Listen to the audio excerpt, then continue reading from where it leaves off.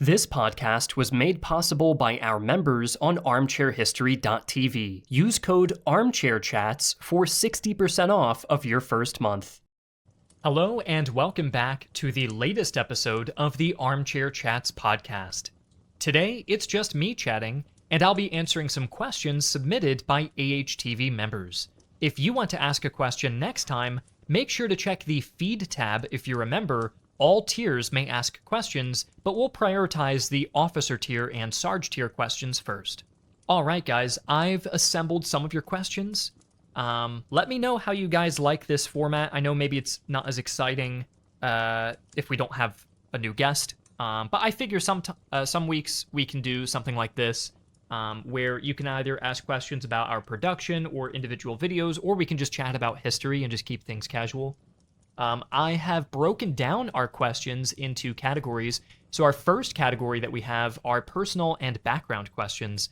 Mr. FlopFlop2 asks what my favorite historical movies are. That's our first question. This is a difficult one because I think when I was younger, I enjoyed movies just if they were historical alone or war movies, and that would be enough to make me like them. Nowadays, I feel like I don't watch those movies as much. I mean, especially because when you're younger, I'm living with my parents. Me and my dad would both watch more war movies.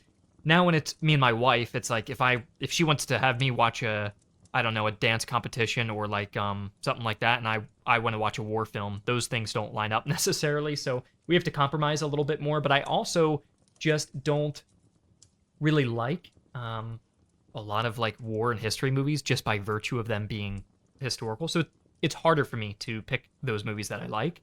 So it's a surprisingly difficult question. I would say if I had to pick some stuff that I do like, I enjoyed Inglourious Bastards, which is not by virtue of it being historical, but just because I think it's a nice Quentin Tarantino movie. It's not historical at all, really.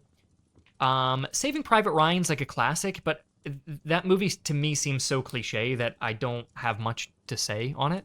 I think it is just well made, and for its time, it was kind of showing that gritty side of war. I do feel like I watched some other films like Patton. I know if you grew up with this movie, you're going to hate me for saying this, but I tried watching films like Patton as a person who did not grow up watching a film like that, and I could not sit through it. I thought if you've ever seen the movie, you'll know too, instead of like German tanks, I think they use like Cold War American tanks and just repaint them beige or something. So I don't know. I'm not one for nitpicking equipment and everything, but that one just seems more of like a war film for the sake of being a war film, and I don't really connect with those as much. Otherwise, I watched Fury recently, which I have a lot to say about that. I don't know if that would ruin this podcast episode if I just ranted about movies that I don't like. So maybe the next person should ask what are some historical movies you don't like, and maybe if you guys want, I can rant about that. But I'll end it with a pro and a con, I guess, or like a good movie and a bad movie, and just we can kind of end that question there. I'll use Fury as my bad movie example. Some parts of that film were cool, by the way. I do like the inside shots of the tank. It looks very real, like you're actually inside the tank. If you've seen that film, it's all based on being in an American Sherman vehicle. When I first saw it, when it first came out and I was younger, I just thought it was kind of a cool tank film, but I really did not like the ending. I only realized when I went back to watch it recently that the ending is like 40 minutes long, which is very surprising. In my memory, I remember it just being an annoying like 15-minute sequence and just a really bad ending. I won't spoil anything, but the movie ends with this big climactic battle. And by battle, I mean one tank fighting against an entire German army. Or more realistically, probably like, I don't know if you'd say that's company-sized if we're actually talking about real troop sizes. Every platoon is about 3 squads of 30 men. I would say that's a company. They fought against, I won't say who won, who lost, who I don't know what decisions people make or anything like that. But yeah, they fight against a German mechanized company and as one tank, and it is a very bad ending. I really do not like it. That is like the glorification of war type of stuff. I don't need every movie to be like lecturing me on the morality of war. Sometimes it is cool just to see some really nice looking World War II planes or tanks in action, and that enough is cool sometimes. But Yeah, the ending of that film, if you haven't seen it yet, just the ending is insanely bad. I feel like that is overshadowed. One thing I will spoil, I guess, it's not really a spoiler, but there's a Tiger Tank battle scene, which a Tiger Tank fights 4 Shermans, takes out all 3 Shermans, which is fine, but the way it does it, it's like the Tiger Tank is charging across open ground, and they're all fighting at point blank range, which I think a lot of historical films miss the idea that, and it's difficult to do, honestly, but engagement ranges are very long, and a lot of movies try to make it seem like people are just fighting close quarters with everything. And when you, that's fine, it's believable to some extent because infantry can fight in close quarters, but when you have tanks fighting in close quarters, and that's every engagement, that it breaks a lot of the realism for me. And a Tiger Tank charging and the battle coming down to the last 2 tanks circling around each other like sharks at point blank, especially with the, again, I'm not a guy who knows every specification about tanks, but that's an Easy 8 Sherman. Its gun is powerful enough to disable or destroy a Tiger at long range, and of course the Tiger can take out a regular Sherman or an Easy 8 at long range as well. I don't know how the fight ended up coming down to a close quarters fight. Maybe it would make more sense if you had like 2 heavily armored tanks with very weak guns fighting against each other. I don't know what matchup that would be. I don't know if you had like a Churchill versus a Tiger, I guess, or something like that, but that seems unfeasible in the context of the way the movie showed it. But yeah, that scene definitely rubbed me the wrong way, but that overshadows just how bad the ending is. I honestly would take the Tiger Tank battle scene over the ending, which is, to me, just horrifically bad. Even the way they end it, again, I don't want to spoil anything. I don't like when people just randomly spoil movies, even if they're older. I don't think Fury's that old, but I don't want to, if you want to watch the film, I want you to watch it with fresh eyes if you haven't seen it. But no, the ending's bad. It's worth watching because of how bad that is. Otherwise, yeah, it's a gritty war film, and there's some things I appreciate, but that's about it. The last thing I'll say in terms of just like a historical movie I really liked, let me try to think of one. Oh gosh, I don't know.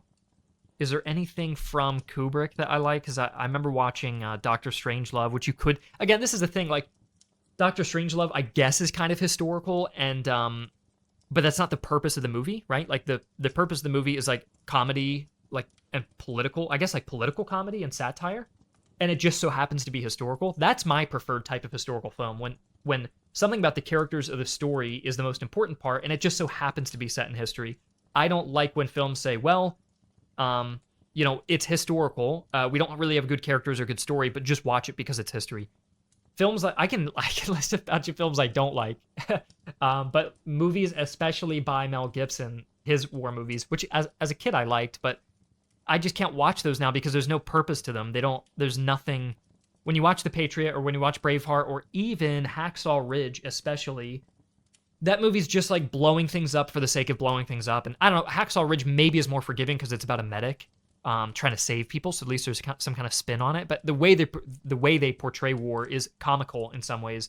Like it's almost trying to make it comical. There's a scene in Hacksaw Ridge, if you haven't seen that film, it's set in the Pacific in World War II. There's a scene where they are just scaling this mountain, and they are creeping up, and they're walking up to a Japanese position, and they don't know what to expect. This is their first time in combat, and they find a wounded U.S. soldier. Maybe he's dead. And one guy reaches down to go, like, touch his shoulder. And then the U.S. soldier comes back to life, or he's not dead, springs up, screams in the soldier's face who, like, touched him with, like, a horrifying close-up scream, like a jump scare. And then a bullet comes in, shoots through the back of his head, comes out through the front of his head into the guy who woke him up, and blood splatters all over the guy's face, and the battle starts. And that is like, I get that there are horrific things in war, and there are things that are bloody and gory, and there are those things that happen. But the way they do that scene was like a mixture of comedic and also like horror in like I don't know, like I would expect to see that in a gore horror film. And then the way they did it was with comedic timing, and to me that entire thing rubbed me the wrong way. I will say a positive thing. We Were Soldiers, which is a Mel Gibson film. He directed that one as well, and he stars in it. I don't know if he directed it, but he stars in that one. In terms of something gory or horrific that doesn't come across as just trying to jump scare you or be comedic, when they napalmed their own lines, which is based on a true story, and one of the soldiers, a U.S. soldier catches on fire and you see his skin burnt off, and that guy's screaming and in pain, and that whole scene does not come across comedic. It is hard. That is like a horror film, or sorry, a horror scene, but it's not. It's not. It doesn't have the like jump. It's not jump scaring you. It's horrible because of the circumstance, not because it's trying to make it a horror scene like they did in Hacksaw Ridge. So I appreciated that scene. For all the flaws that movie has. That's a way I would have preferred that to be handled in a war film. Okay, I've been ranting enough. I could go on and on about this kind of stuff, but I'll move on to our next question. Lizardman asks, what made you want to start making videos online? So, I in high school had a rough time. I did pretty bad in school, and I didn't like any of the classes I was in. I don't know. I didn't have a ton of friends or teachers that I really connected with either. There was really nothing positive. I didn't get bullied. I didn't have problems, and I socialized, but I just didn't like anything, especially about it. And it also hurt when at one point I just like, this sounds really stupid, but I at one point was like, I hate this so bad. And the fact that I can't leave, if I left, the doors are locked, alarms would go off, there are security guards. I almost feel imprisoned here. And when I thought of that first in my mind, it ruined the rest of school for me. I immediately like felt imprisoned to it, which again is melodramatic. I understand that, but as a kid at the time when I had that thought or feeling that you can't, at least with a job, if you hated a job, you could quit. You couldn't pay your bills and you'd be screwed, but you have the option. There's no legal ramification. I'm not arguing kids should be able to just leave school, but to me, the compelled nature of it with something I really didn't enjoy, that really just, I don't know, mentally was difficult for me. so anyways, I was having like problems. I had no creative outlet too. I think I do bad with conventional things, even in math or English I'm fine in, but I just didn't excel in anything in particular. But I did like creative things. I did take one game design course that I loved, and a multimedia class that I loved, and I like those sorts of things. And I could focus so much when I was in class that the entire period would blow through, and I could legitimately imagine myself doing that for 12 hours straight without burning out. But then when I did math class or something like that, within the first 5 minutes, I'm burnt out. So I kind of realized there was some kind of disconnect there, and I had no creative outlet. So I started the YouTube channel not to get rich or not to find a business venture or to fill the market or something like that. I just needed some kind of creative outlet. Now, I had been watching history videos, and when I had first started, which was about 8 years ago, there were not many other history channels. There were some. Will I be able to remember any off the top of my head? Military History Visualized was just starting out. Kings and Generals, I think, was just starting out. Let's see. Feature History was like pretty big back then. But that was kind of it. If you searched, I remember distinctly, if you searched the Battle of Stalingrad, nothing came up besides old re-uploaded footage from black and white World War II documentaries. Nowadays, if you searched on YouTube, Battle of Stalingrad, you'll get a million results, but back then there was nothing. So I did think to myself, this is something I'm passionate about. I like history. I have no creative outlet, and I really don't like school. I need something to keep, otherwise I'm going to go crazy. I have something to focus my mind onto, because I like the classes where you make things, and whether it's videos or video games or anything like that, but that lasts for 30 minutes in a day, and then at the end of the semester, there's no more of those classes, and the next semester you're back to taking regular stuff. So I needed something more long-term. So I started that in high school, I think in my last year. That to me was like my full creative outlet, completely fulfilled by that. No longer had those same issues. I also in high school had started a philosophy club, which is a little dorky, but that's where I met all my friends. So I had my full social outlet and creative outlet completely fulfilled by the end of high school. And to me, I was really happy about that because I solved it myself. I was like, I'll join a club. I met like-minded people that I liked, and we could talk about deep things that I cared about. And I had my creative outlet with my YouTube channel. Those are the things I cared about the most, and that completely took me out of the really depressed kind of thought about school and that sort of thing. So yeah, that's kind of the backstory, I suppose. I won't go any further. I could go into how I ended up eventually dropping out of college to pursue it full time, but I'll move on because I'm spending a long time on some of these questions and we have a lot to get to.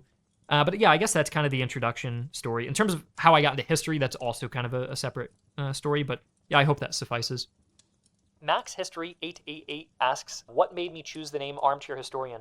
So when I was younger, me and some online friends would always tease each other because we'd have hypothetical conversations. What if you were Churchill? What if you were Hitler in this situation? What if you were Stalin here? And what would you do? We'd always come up with these really dumb historical hypotheticals where, how would you beat this battle or something? And I think we would tease each other with, oh, there's Armchair General again. There's Armchair Historian. And so that was kind of an insult that we'd give to each other and tease each other if someone was like, all right, listen, I know how I would have done this. So I think that was kind of a funny, like, self-deprecating term that we would throw around a lot. And I just thought that fit because I have no background in history. I mean, I started my channel in high school, so I don't have a degree or anything. So I am an armchair historian. So I figured that was just kind of a funny title. The original name was Armchair History, but I didn't like the idea. Armchair means amateur. I don't like the idea of the history being amateur. I like the idea of the historian, me, being amateur because I'm not a real historian, but the history is real, right? So, because I don't want to discredit, I'd rather discredit myself more than the actual history we're teaching, because I'm just like the presenter. Yeah. Okay, now we get on to the next subject. So the next subject I have with 3 different questions here, maybe 4, is content creation and planning questions. History Lover asks, do you plan like a few videos in advance? And if you do, what are the next few on the waiting list? All right, let me open up Now this question, a lot of these questions were asked a while ago. It took me so long to get around to these questions. Again, if you guys like this kind of thing, I can do more of these. But I would like to get back to interviewing guests. I think it's fun. Real quick, if you guys would tell me in the comments, I could interview game designers, YouTubers, historians, people who work on my team, like animators or writers and that sort of thing, a game developer. I have like a bunch of different people I could talk to. I could even talk to friends or family or that sort of thing. So I don't know. I'd be curious who you would find interesting as a guest. Right now, I've just been doing YouTubers, which I think is pretty fitting.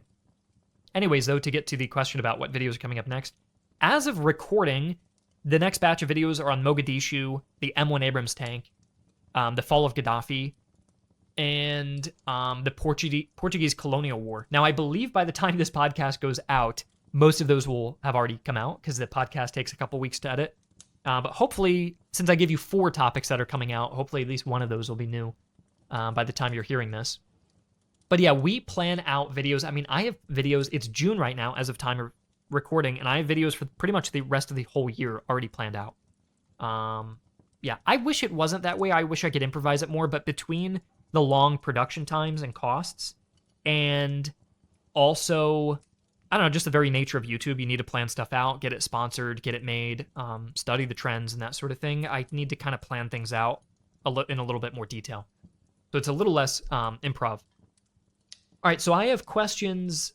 It seems here like I think I consolidated. Okay, I have a question from Mr. Flipflop2, Nyas, and History Hunter, all of whom asked similar questions, so I think I'd lump them all together. And they were all asking roughly, why don't you make videos on X time period, or what time period are you focused on?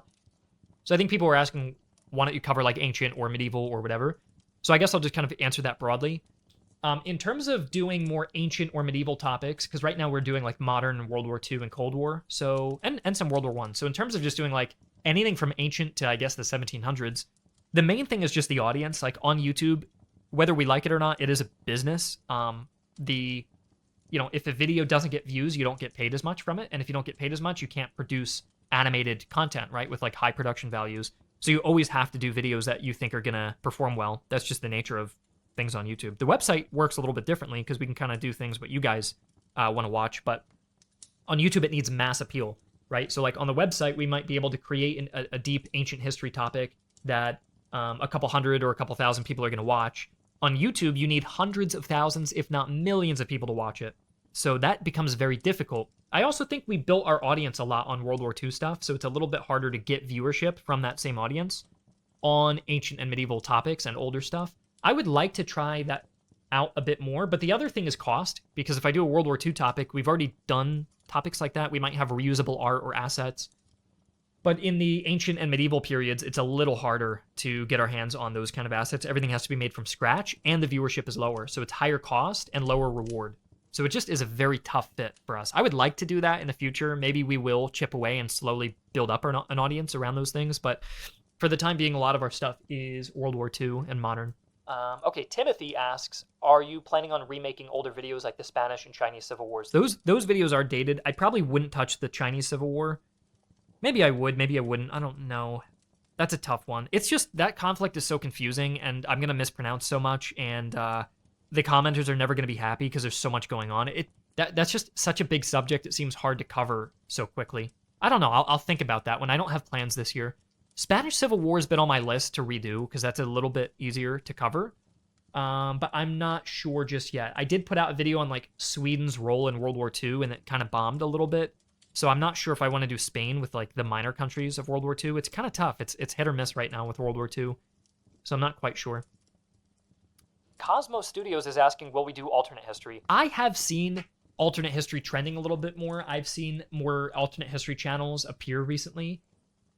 And I've seen some alternate history videos start to do well again, where I think he had a little bit, the alternate history hub had a little slump with just a couple videos, and now I'm seeing just a bit of renewed interest in more of the niche topics that he's covering.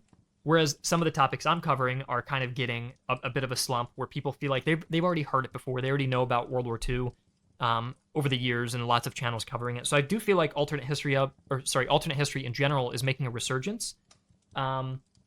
In terms of if we'll cover it, I don't really know. If we did, I'd want to find a unique way to do it because there's already so many other channels that are doing it better, or that would do it better than we would because they're built off of that premise. So I don't know. I don't think so right now, but I'd be open to it in the future. The next category that we have are gaming and hobbies. So we have History Hunter, and he's asking, will you release Fire and Maneuver on any consoles? So Fire Maneuver, that could be a whole podcast, honestly, like debriefing that game. But the short story is, it didn't make a profit. It kind of just broke even. So it's not a failure. It's not a failed project, but it wasn't successful enough to continue developing. The game's foundations were built in such a way that it was originally intended as a really small Steam game and kind of ballooned, but the foundations remained the same. So it's really ballooned in scope in so many ways, which is why many of you probably find it either unstable or the optimization's a little rough or there's some bugs. And because the foundations were not laid out to expand it to a much larger game, it's just not possible to like make it into a console game. It would be if we dedicated months of developing and change. But here's just the most easy way to look at it. If the game's generating a couple $1,000s a month and you spend game studios will spend tens of thousands of dollars per month funding a studio. And if your game's just making a couple thousand, you lose money for every month that you work on it. So for us, if I spent 3 months porting it to consoles and we earned a little bit of money from a couple of people playing it on consoles and we spent $30,000 or $40,000 trying to do it, then we would just lose money. You know, like the math just doesn't make sense. If the game was more successful, if we had laid out the foundations in a smarter way, I think maybe. But also, I'm completely forgetting about the obvious thing. Fire Maneuver is a strategy game, and it's a lot of like meticulous UI, and it would be hard. Like the mouse is kind of integral, so it'd be a little bit hard to actually use a controller to select units. So I don't even think it'd be a good fit to begin with. But yeah, that's kind of my answer. I could go on and on about like lessons we learned, or a couple mistakes we made, or just like how development worked with that game. A lot of things I learned over 2 to 3 years working on that project. But yeah, I don't think it'd be possible. Empire of Rosa Invicta asks, good day, Griff and all. I know that you have a massive collection of World War II miniatures, and they look amazing. Well, thank you, Rosa. Though that does make me wonder, do you know if you'll ever expand your collection to other tabletop games like Warhammer 40K? So for me, I like painting historical stuff. I do not have any interest in fantasy. I know tabletop wargaming and miniatures and board gaming and that sort of thing, a lot of the community who likes those things love fantasy. I'm just a person who happens to like the art and creative side of it and like the painting and collecting the miniatures, but I don't have a lot of people who like that sort of thing also happen to like fantasy because they like creative things already and they like painting, and that it's just a natural fit. But for me, that to me is not a natural fit. I've never really liked fantasy. So I don't think I would expand in that direction. Something that I'm excited for is me and my friend are painting up Civil War armies. Every stand is going to represent a regiment, and I've researched every individual regiment I want to paint, and they're all going to have a different regimental flag, and their uniforms are going to be slightly different too. So I'm painting a Confederate army, he's painting a Union army. I was thinking if I even had extra time, I wouldn't mind getting like 7 Years' War or Napoleonic or something like that, and painting up I would love if each regiment, each stand of about 8 soldiers represents a different regiment. If you did that in like, I don't know, the American Revolution, for example, or the 7 Years' War, every regiment has a different regimental color and facing. The facing, so like the cuffs and the collars are a different color. So you might think of a British redcoat as wearing his red coat, but based on the flag that they're carrying and the regiment they're part of, the facings, the cuffs and collars, might be blue or pink or yellow or black or white, all of these different colors. So I really like this idea of building out an army where every 8 soldiers, I get to paint a brand new color scheme. And then those 8 soldiers, then I move on to the next color scheme. And I'm still painting red coats or blue coats or whatever it is, but all the facings and those little historical details could change. Or it could be a grenadier regiment with a really cool hat. So that to me seems more exciting than 40K. And the 40K minute, like I have websites where I can buy an entire army, and I mean a huge army with all the regiments I need, cannons, cavalry, artillery, commanders, everything for about $100. And I'm set for like months of painting. Whereas with Warhammer, you're spending like $200 or $300 for like, I don't know, a little. I guess you would have a starter army with Warhammer with that, but I don't know. There's also something to me. I like the spectacle of big armies, not to an extent where I have played historical war games like Flames of War, especially, where they like the big spectacle of large armies. But if you've ever played that, or many of you probably have not played a Flames of War game. Some of you probably have, but wargaming is not as popular as it used to be. So I'm sure to a lot of people listening, everything I'm saying right now is foreign. So to give you some context, basically, you paint these little models. They're like glorified adult toys. They're little plastic miniatures. They could be historical or fantasy. You paint them up, and then you can play board games with them. And those board games are usually across a table that is of like a big grass field with actual buildings and houses and roads laid all over it. I may actually show some pictures from a war game while I'm talking about this that I did with my friends. And that could be really cool to show you guys as I'm talking about this.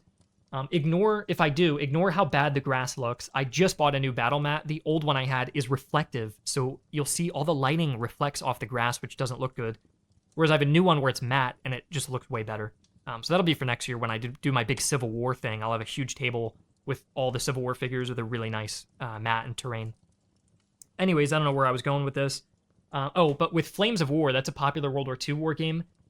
You know, it makes each side has to spend like 30 minutes doing a single turn, meticulously moving every single piece up and measuring them and doing all the rules. And you have note cards, and you have every single unit needs a card full of 10 or 15 stats that you have to know. And that to me, just like spending 6 hours doing 3 or 4 turns is kind of insane. So yeah, for me, I like quick and snappy stuff that just looks like a spectacle. I want it to look like a big battle and play fast and just look cool. That's the thing I care about most. Which is hard to do, but I think it is possible. Warhammer, though, when you have 28mm models, which are larger, you don't have as big of an army, and they're fantasy, which I don't like. I mean, that's the biggest problem for me, and they're expensive, and yeah, I just have no interest in that. Also, not to piss you guys off if you like Warhammer, the 40K is better, but the old stuff, the lore, is so bad. When you have troops like Orc Boys and Booger Boys and guys who are throwing up everywhere, and I don't know, like that kind of stuff, just like gross out humor, I don't like at all. I think it's like Tolkien and the Lord of the Rings, they can do orcs and dragons and those sorts of things, but they're never comical. Like there's comedy in the writing and in the movies, but I don't know, the lore takes itself a little bit more seriously. All the languages are original, the people are original. I do appreciate. I have a higher level of appreciation for that. I would be sooner to paint up like a Lord of the Rings army than I would a Warhammer, certainly. But the Warhammer stuff is just it to me seems like a complete parody, and I get a lot of people defend it on that purpose. Like, yeah, the whole point of the Warhammer universe is that it's a parody, and then it makes fun of itself. But for me, I don't know, if I was painting that, to me would be the equivalent of saying I'm going to paint up I'm going to represent a German force in World War II, and I'll build an American force, but the purpose of this is it's all satire. So my Americans are going to wear bright pink uniforms, and there's going to be vomit all down their jackets. And the Germans, I'm going to chop all their arms off and then glue them on the top of their head. Because listen, the whole point is just the comedy, right? All my tanks are I'm just going to mismatch all the colors, and I'm just going to glue random turrets onto random bases. And that's the fun part. But to me, that's not fun. Like, I like when things feel like they have purpose and real and immersive. One thing I like to do is I turn off all the lights. I'll get one lamp that will represent one source of light. I have a speaker that blasts ambient battle noises, and you're pretty much you're not yelling, but you're speaking at a higher volume. We're not doing silly voices and stuff, but you're speaking at a much higher volume to command your forces, and it feels like I like to be immersed in the air. No unpainted models, everything. I'm not too meticulous, but I like it. I like to have a good presentation. And when you have like, I don't know, dudes throwing up on themselves, to me, I'm completely taken out of that. And then the last thing I'm going to rant about is just that in Warhammer in particular, and if you don't know what Warhammer is, I'm not going to explain it too much. I'm sure there's some listeners who have no clue what the hell I'm talking about, but Warhammer is like a popular miniature wargaming module, which is based on like a fantasy universe. Yeah, the other thing I don't like is, even you might even be saying to yourself, well, Griffin, there are serious factions too, but even the serious ones are just parodies. Bretonia, okay, Britannia, I get it. The Empire, right? It's like the Holy Roman Empire, I get it. Cathay, okay, it's like China. I'm pretty sure Cathay is another word for China. Isn't Nippon as well? Nippon or something is the word for Japan, and that's what they call their Japanese-themed faction. I don't know. That just seems lazy to me. You're just taking, and then also like some of the city names, right, are just like Altdorf or like Hochkirch or things like, it's just literally German. Like you can, it's almost saying like, oh, you Americans are too stupid. You're not even gonna realize these are all real places. Everything here is just real. Like Bordeaux or something is like by the sea, just like using like remixed bad French to try to like create city locations. Again, not to I'm not even a big Lord of the Rings fan, but at least there he created a whole etymology and background and backstory for all of the words, the languages, the cultures. I respect that far more. It takes itself more seriously, and there's still comedic moments. That's fine. That just to me seems like it's in good taste. To me, Warhammer has always struck out to me as a fantasy universe with bad taste. That's my personal opinion. I know some of you guys probably love it, and that's totally fine. And you don't want to take it too seriously because it's just a game, right? This would be like, to some extent, this would be like me ranting for the last 15 minutes about how Call of Duty doesn't take itself seriously enough. But for many people, it's just like, it's a shooter game. You just run around shooting, and that's fine. For me, though, I got into the hobby not because I just want like a silly game, but I don't know. I like the more serious nature of it. Okay, that's my long-winded answer. The reason I think I gave a long answer is just because it's been my main hobby for the last probably 6 months. I've been painting almost every day. So, yeah. I have a lot of stuff painted now. I've got a German SS force, a regular German force, an American force, a regular British force, a paratrooper force for the British as well. I've got tanks for all of those countries. I've got terrain for all those countries. I got a lot of stuff painted up.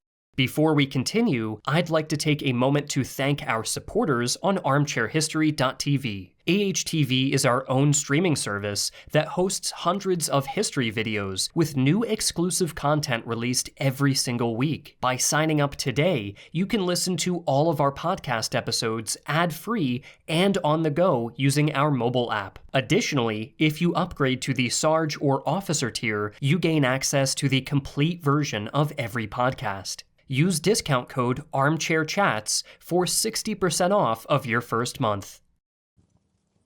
Question here from Mencken. If you had to make a video on a non-history related subject, what would you do it on? Oh gosh. Non-history. Well, the whole channel is called The Armchair Historian, so I suppose your question is not like what would I feasibly create on The Armchair Historian, but if I just created something completely different. What would I cover? I like geopolitics and history and I don't know what else. Maybe I mean, that's adjacent to history though, and it's not a particular subject, so it's not a very good answer just saying geopolitics, but honestly, that's tough for me to do. I would honestly say I'm not passionate enough about really anything else in particular that I would be willing to produce an entire video or documentary on it. Maybe, like, I like to make little devlogs for my video games that I make, but that's kind of a separate thing. But otherwise, I just kind of stick to history. That's just kind of my thing, so, yeah. All right, moving on to historical hypotheticals and opinions. Luke asks, what would have happened in Britain if Britain chose to negotiate a settlement with Germany after the defeat of France rather than fight on?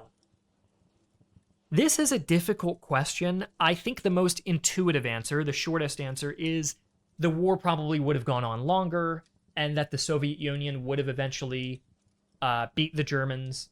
And, Britain helped expedite the victory, but they weren't as integral.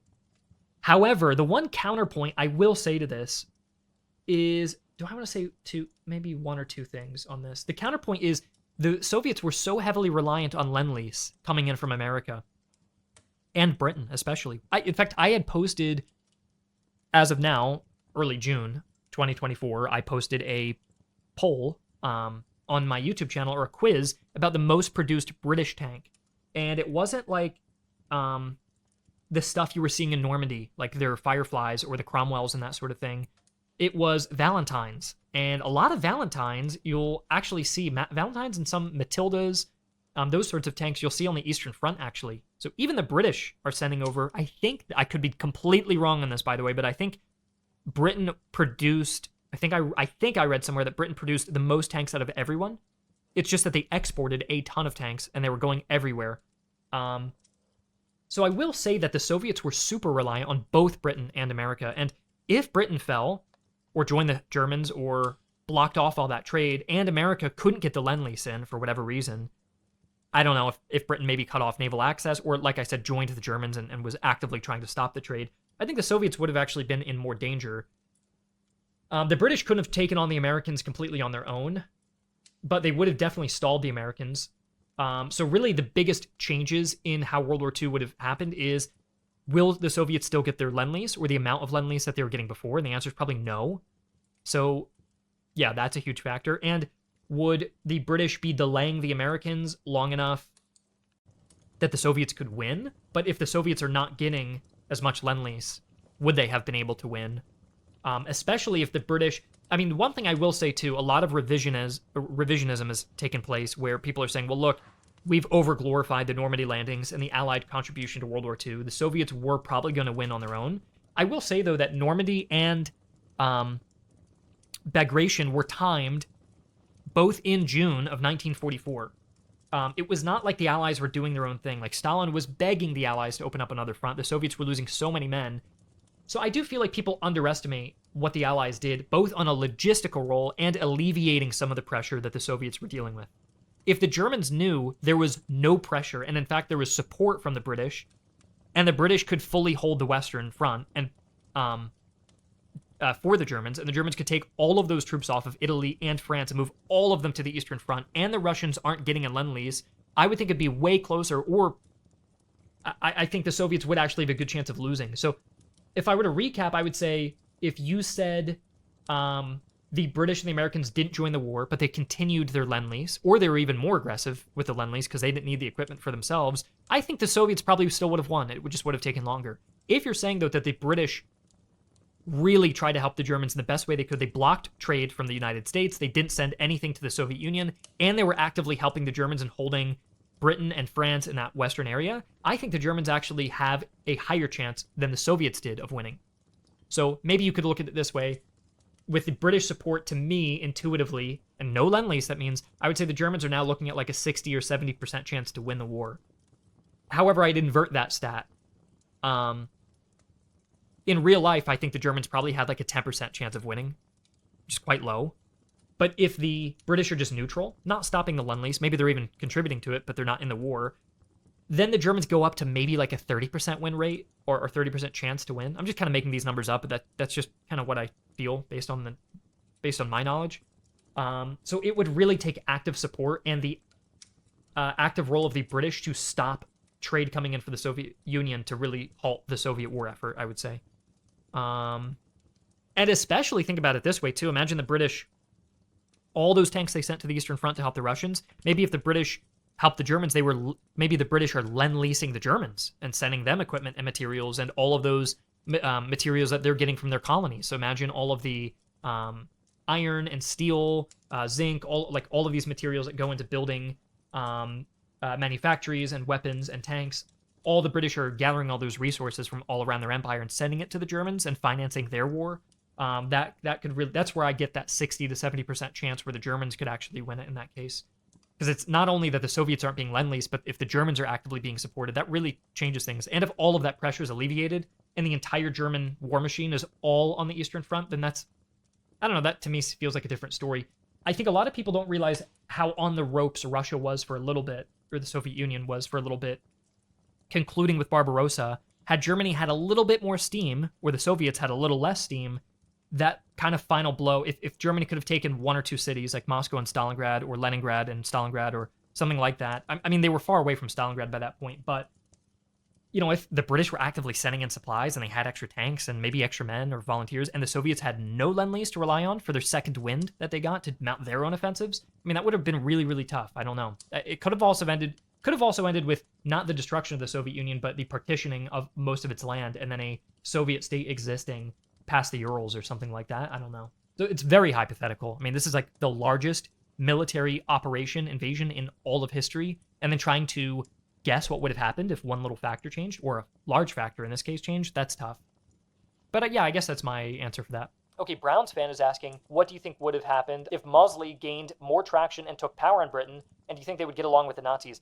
So I already answered most of Browns fan question with the whole British support for Germany, because Mosley was led the British Union of Fascist Party.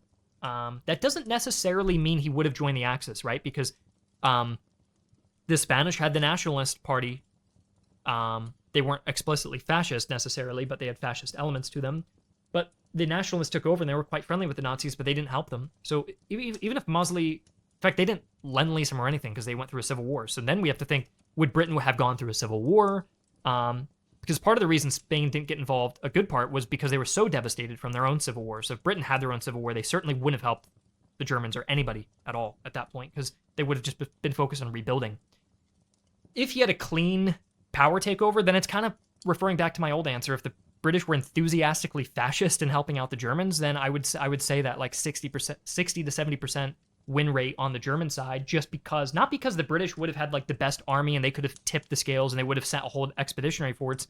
It's just that they could have stopped the Lend-Lease. Not only would they have stopped sending the resources, but they could have stopped America and cut off that trade from sending resources, and they could have sent their own resources to Germany. So that's where I just think that helps on the logistics side so much. That's the biggest principle for me there. Otherwise, yeah, I won't go ahead. If I answer that question, it's going to sound a little redundant. One thing I will say, though, is Britain was pretty reluctant toward adopting, like, fascism is not just, it's not like a Hearts of Iron thing where you can promote a party and the party just takes over and now the country's fascist.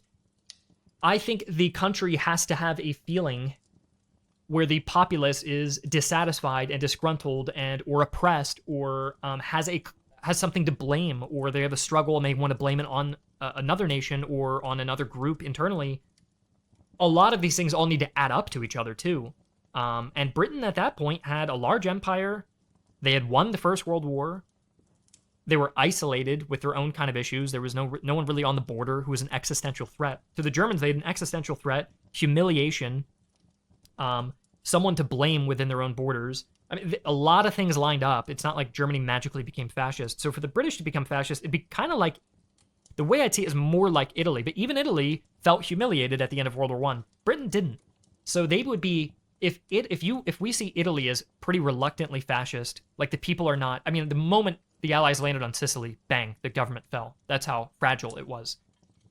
So if we're looking at Britain, who didn't feel any sense of humiliation, and they weren't undergoing a massive economic struggle in the same way that the Germans were necessarily, then I don't really see them being that enthusiastic. So one correction I'll say, if for this particular scenario where Mosley takes over and Britain is just fascist, and they have the population doesn't really support fascism at all, then they're kind of just like in this weird neutral state where they're not supporting anyone, and then it's kind of like a showdown between the Germans and the Russians or the Soviets.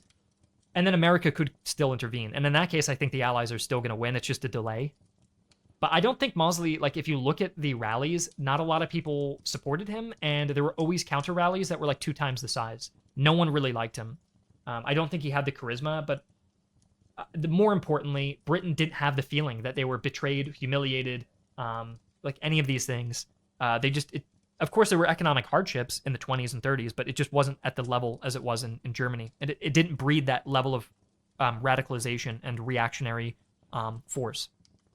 Okay, last question for historical hypotheticals. What's your opinion on Napoleon Bonaparte? Do you admire him or consider him a tyrant? So I don't know. I have a lot of friends who love Napoleon. They read all the books about him. That's a guy who I've never read a full book about him, or I'm not too into Napoleonic. Like, I could tell you more about Frederick the Great probably than Napoleon. That's just like one area I just never really fully got into.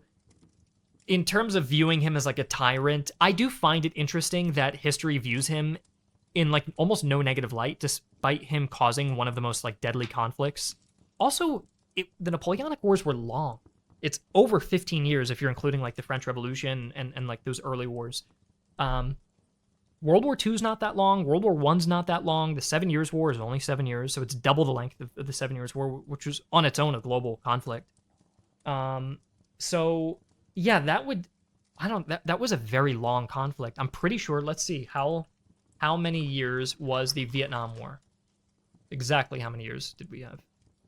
Almost 20 years. Okay, so it's kind of like the fatigue and length of the Vietnam War, but intensified, amplified in every possible way. Everybody's at war, fully mobilizing their armies to complete exhaustion, mass conscription across it. So I don't know, in terms of like the actual human toll and the disruption to the continent, it is pretty insane what happened there. I think people just see the pretty uniforms and they're like, oh, it's not as bad. But they look at Vietnam and they see people on drugs or committing atrocities, and it's dirty and grimy, and it's more of a modern war with napalm and that sort of thing. So it just naturally looks worse. And the Napoleonic War is always painted with no blood. It's just colorful, bright uniforms, nice music. So I think even the aesthetic, this sounds weird, but even the aesthetic or like the cultural view of the Napoleonic Wars makes it harder to see as much of a tragedy. I think there are paintings. What's the painting I'm thinking of? What is it? It's not Picasso. It's like the Guernica of the Napoleonic Wars, right? Guernica's the Spanish Civil War painting. There's one about a Spanish Napoleonic execution painting. I know people listening are probably yelling at me. 3rd of May. I think it's Goya. That's it. It's a Goya painting.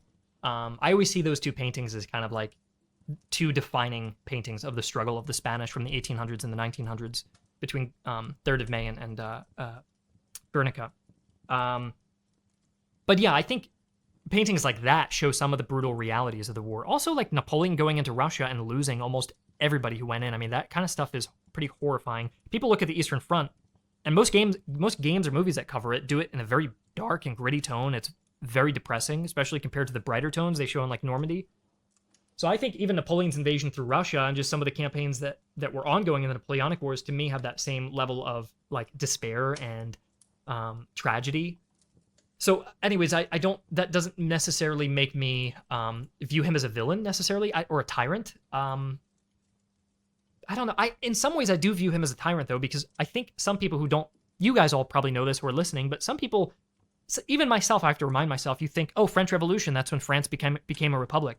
But no, people end the story with Napoleon, whereas in reality, Napoleon comes up, becomes the emperor, is exiled, and then they bring the monarchy right back. It kind of has a bad ending to it. Now, of course, France undergoes multiple revolutions. There are shockwaves based on Napoleon's influence all throughout Europe that result in republics being created and a permanent, long-lasting French republic where no monarchy comes back, with the exception of Napoleon III, who, of course, is exiled again, and then the republic stays, and that's a whole separate story. But certainly, here's what I would say. To the French people, he was loved, but would certainly be considered a tyrant if you consider the goals of what the revolution were and what France ultimately was trying to achieve. And it took them now an additional century to form a long-lasting republic. In terms of his long-lasting effects, I would say that his long-term effects were positive and the short-term effects were negative. Whereas there was a lot of suffering, a lot of turmoil, and it was long. I don't think people realize the Civil War is a couple years. War of 1812. Did that go into 1813? I don't know, like a year or two. I don't know, like a lot of wars, with the exception of big medieval wars that are like 100 years or 30 years, right? The 100 Years' War, the 30 Years' War. Lasting 15 to 20 years is a pretty long time with high casualty rates and the entire continent embroiled in war and economically bankrupted, and I don't know, like it caused a lot of issues that I think people kind of overlook because they see how bright and colorful the era is. In terms of the long-lasting effects, I ultimately think it had a positive long-lasting effect on Europe, where it ended up getting rid of a lot of the shackles of the monarchy and consolidating, like the Holy Roman Empire was dissolved, and then they tried to reform a German confederation after Napoleon fell, and then eventually Germany became unified. Now, obviously, that resulted in 2 world wars, so maybe that wasn't the greatest thing, but I think like the way we think of a modern nation state was kind of created out in the outcome of Napoleon, even if it had bad results. You could, but it's hard to blame World War II on Napoleon, right? Like everything has an effect. You could blame Napoleon on Genghis Khan. You could just go back as far as you want to, but I don't think Napoleon had a direct effect on what would become the world wars. But he set the foundation for like these modern nation states and liberty and republics, which we would end up having to fight 2 world wars to kind of solidify that. But I feel like even part of the modern, I'll end on this. Part of the modern systems and like laws and rules and liberties that we have today can be accredited just as they are in some ways to the Romans and the Greeks as they could be to Napoleon and the French in that way. Like I see him as holding just as an important pillar in the same way that maybe the Romans or the Greeks did. And the Romans committed a bunch of atrocities, went through lots of wars, but there's still a way you can appreciate the kind of cultural impact on those things. So that's kind of my view on it. Anyways, I'm speaking somewhat ignorantly on this. Like I said, I don't read Napoleonic literature. It's not a preferred subject of mine. I think it's interesting. I just never have sat down and really looked through it in as much depth as other subjects. So I'm sure people are going to disagree with me, and I'd actually love to hear people's opinions on this. I'll read your comments on it and what you disagree or agree with on that, or if you want to expand on anything I said. Thanks for listening. To hear the full version of this chat, become a Sarge or Officer tier member over on armchairhistory.tv. Use code ArmchairChats for 60% off of your first month.